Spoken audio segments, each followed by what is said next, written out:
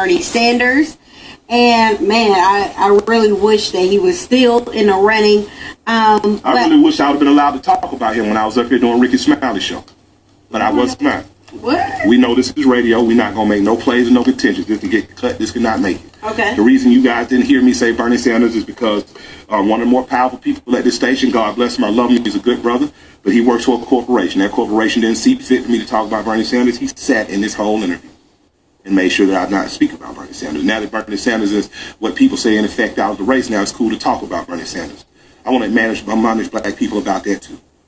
Stop picking what these people tell you the safest choice. I was in a meeting last night at the request of DeKalb County's new CEO, who will be his new CEO, Michael Thurman.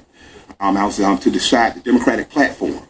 If you read the AJC today, they talked about what I brought up. What I brought up was black men. What I brought up was police.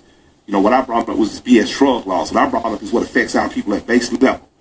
But, a lot of people supported Hillary in that. But I'm going to just tell you right now, you don't have to keep taking second best. You don't got to keep being a political party side woman where they come and creep in your churches and do the dance. You know how men do with their side women.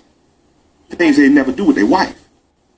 And hot sauce ain't coming out when they're in Buckhead doing those lunches. Hot sauce come out when it's down on Camden Road trying to make you feel cute.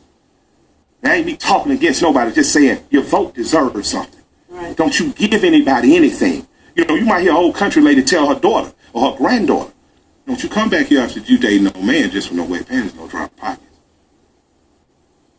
Miss Shanika shaking her head. She's heard that before. Auntie said that to her. Yeah. So I'm here to tell y'all, don't keep voting for these chumps. And all you get out of it is a picture opportunity. Or a dab. Or the ability to say, hey, man, Donald Trump like black folks too. I'm saying whoever you vote for, demand something. And if you don't get it, stay home. Stay home, because your life ain't going to get no worse than it already is. Right. And it can't get nothing but better once you decide to.